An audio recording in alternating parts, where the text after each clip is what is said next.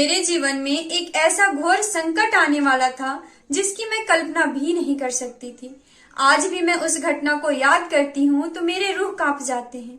दरअसल जीवन में एक नहीं बल्कि कई समस्याएं आई, लेकिन इन्होंने हिम्मत नहीं हारा। और एक वक्त था जब मैं खुद किसी के यहाँ स्टाफ बनकर काम किया करती थी, और आज का वक्त है जो कि मेरे जय श्री सीताराम जी। सब सुख लहै तुम्हारी सरना, तुम रक्षक काहू को डरना। कैसे हैं आप सब? उम्मीद करते हैं आप सब बहुत बहुत अच्छे होंगे। दोस्तों, आज फिर से हम आप सभी के लिए एक भक्त का सच्चा अनुभव लेकर आए हैं। आज का अनुभव बहुत ही प्रेरणादायक है। आज इस महिला भक्त के अनुभव को सुनकर आप सभी को बहुत बड़ी हिम्मत मिलने वाली है। अगर आप जीवन के समस्याओं से हार चुके हैं तो आज का अनुभव सुनकर आप सभी को एक नई उम्मीद मिलने वाली है और एक नया रास्ता भी मिलने वाला है। दोस्तों, बहुत सारे ऐसे लोग हैं जो जीवन की समस्याओं से हार कर या तो डिप्रेशन में चले जाते हैं या तो सुसाइड करने को मजबूर हो जाते हैं। लेकिन इस महिला भक्त के जीवन में एक नहीं बल्कि कई समस्याएं आई, लेकिन इन्होंने हिम्मत नहीं हारा और प्रभु श्री राम और हनुमान जी के आशीर्वाद से उन सभी समस्याओं का सामना किया और अपने जीवन को फिर से बेहतर बनाया। दोस्तों, हम सभी को जीवन की समस्याओं से हारना नहीं चाहिए, बल्कि डट कर उसका सामना करना चाहिए। और वैसे भी हम सभी तो हनुमान भक्त हैं, तो हम सभी समस्याओं से कैसे डर सकते हैं। जैसे इस महिला भक्त ने हनुमान जी पर अटूट विश्वास किया और उनके सहारे सभी समस्याओं से लड़ा, ठीक उसी प्रकार हम सभी को भी लड़ना चाहिए। तो आइए हम सभी मिलकर इस महिला भक्त के अनुभव को सुनते हैं। आप सभी से दिल से रिक्वेस्ट है कि आज इस महिला भक्त के अनुभव को आप सभी पूरा सुनिएगा, क्योंकि आज का जो अनुभव है ना वो सबसे अलग है। तो चलिए, अनुभव को शुरू करने से पहले आप सभी कमेंट में जय श्री राम, जय हनुमान जी और हर हर महादेव जरूर से टाइप कीजिएगा। आज का अनुभव हमें भेजा है मध्य प्रदेश से सरस्वती सोनी जी ने। इनके परिवार में इनके अलावा इनके पति और इनके 2 बच्चे रहते हैं। शादी के बाद से ही सरस्वती जी और उनके पति दोनों हनुमान जी को अपना गुरु मानकर उनकी भक्ति करना प्रारंभ कर दिए और आज तक हनुमान जी की भक्ति निरंतर करते आ रहे हैं। इनके आसपास के कुछ ऐसे लोग थे जो इन्हें हनुमान जी की भक्ति करने से रोकते थे। वे बोलते थे कि महिलाएं हनुमान जी की भक्ति नहीं करती है, पर इन्होंने किसी की बातों पे ध्यान नहीं दिया और हनुमान जी की भक्ति करते रह गईं। वे आगे बताती हैं कि दीदी, मेरे पति भोपाल में ही मजदूरी का काम करते थे। उनकी इनकम बहुत ही कम थी, जिसके कारण घर के खर्च में और बच्चों की पढ़ाई में बहुत ज्यादा दिक्कत आने लगी थी। मैं उनका सपोर्ट करने के लिए दूसरे के घरों में जाकर खाना बनाने का काम करने लगी। सब कुछ अच्छा चल रहा था। मैं जब भी घर से बाहर निकलती तो हनुमान चालीसा का पाठ करके ही निकलती।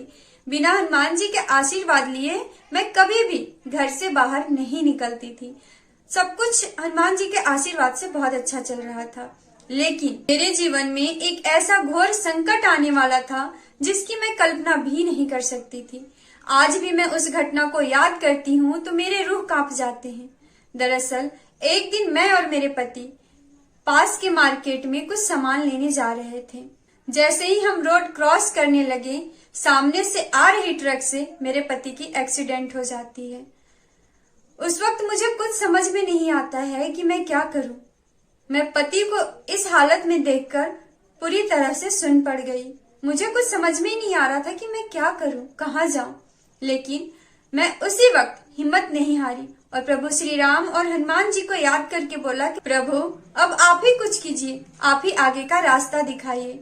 क्योंकि वह शहर मेरे लिए अनजान था। मैं वहाँ रेंट पर रहती थी। पति को इस हालत में देखकर मेरी स्थिति क्या रही होगी आप सभी बहुत अच्छे से समझ सकते हैं। फिर उस वक्त एक ऑटो वाले भैया की मदद से मैं अपने पति को लेकर हॉस्पिटल गई। हॉस्पिटल में इलाज के दौरान मुझे पता चलता है कि मेरे पति की दोनों पैर टूट चुकी है। एक क्षण के लिए ऐसा लगा जैसे मेरे लिए सारे रास्ते बंद हो गए हैं। आंखों के सामने अंधेरा छा गया। लेकिन वो कहते हैं ना कि जो हनुमान जी पर अटूट विश्वास कर लेता है, प्रभु उसका साथ कभी नहीं छोड़ते हैं। जो भी मेरे पास पैसे थे, मैं उस पैसे से अपने पति का इलाज करवाई। मैं अपने पति को लेकर घर आ गई और उनकी सेवा करने लगी। वे खुद से चल नहीं पाते थे, इसीलिए मैं उनका ख्याल रखने के लिए घर पर ही रहने लगी। जो भी पैसे थे उनसे घर का खर्च निकल रहा था, बच्चों की पढ़ाई निकल रही थी। लेकिन आखिर कब तक मेरी सेविंग चलती। धीरे धीरे बहुत ज्यादा पैसों की दिक्कत होने लगी। पति के देख रेख के कारण मैं कहीं काम पर भी नहीं जा रही थी। बहुत मुश्किल से दिन गुजर रहा था। कुछ महीने बाद पति का प्लास्टर कट गया, लेकिन डॉक्टर उन्हें बिल्कुल भी बेड रेस्ट के लिए बोला था। मेरे पास जितनी सेविंग थी वो लगभग खत्म हो चुकी थी। मुझे समझ में नहीं आ रहा था कि अब कहाँ से पैसे आएंगे। मैं हनुमान जी के सामने गई और बहुत रोने लगी कि प्रभु मुझे कोई आगे का रास्ता दिखाइए। अगर इस तरह सिचुएशन रहा तो हमारे लिए जीना मुश्किल हो जाएगा। मैं कहाँ से अपने घर का खर्च चला पाऊंगी और कहाँ से बच्चों के स्कूल की फी दे पाऊंगी। और पति का दवा भी अभी चल ही रहा था।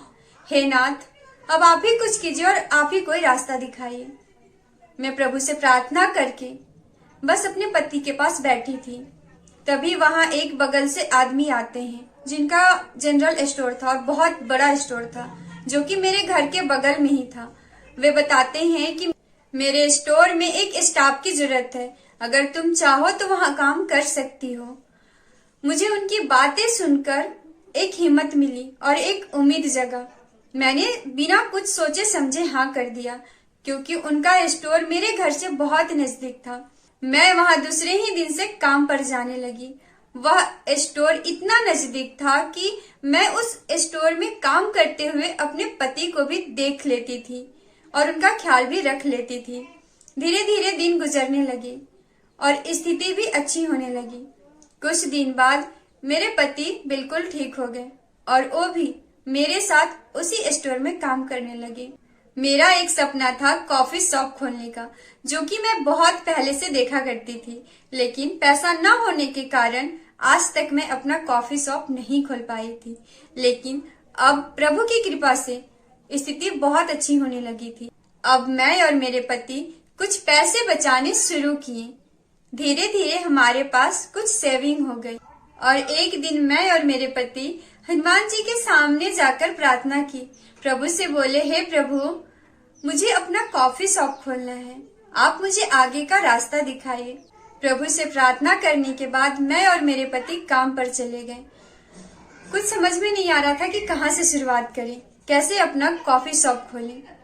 इसी बीच किसी ने बताया कि जब कोई रास्ता ना दिखे ना तो आप संकल्प लेकर हनुमान चालीसा के साथ राम रक्षा स्तोत्र का पाठ करो। उसके बाद शाम को जब हम घर आए तो दूसरे दिन मंगलवार था। मैंने उसी दिन से अपने कॉफी शॉप के लिए राम रक्षा स्तोत्र और हनुमान चालीसा पाठ का संकल्प लिया और मैं लगातार 11 दिन तक पूरे नियम और विधि के साथ राम रक्षा स्तोत्र और हनुमान चालीसा का पाठ किया। संकल्प के 11वें दिन प्रभु के आशीर्वाद और साथ से मेरे पति ने मुझे एक सुझाव दिया कि क्यों ना अपने कॉफी शॉप के बारे में जो स्टोर मालिक है उनसे बात किया जाए, हो सकता है वे हमारी कुछ मदद करें। मुझे अपने पति की बात बहुत अच्छी लगी। मैं काम पर गई और अपने स्टोर मालिक से अपने कॉफी शॉप के बारे में बात की। अपने स्टोर मालिक का आंसर सुन के पहले तो मुझे विश्वास ही नहीं हो रहा था कि वे इतने जल्दी मान जाएंगे और हमारी मदद करेंगे।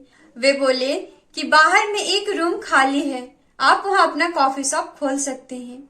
ये सुनकर मेरे आंख से आंसू आ गए और मैं मन ही मन प्रभु का धन्यवाद करने लगी। सच में राम रक्षा स्तोत्र के साथ अगर हनुमान चालीसा का पाठ किया जाए ना तो बहुत जल्द मनोकामना पूरी होती है।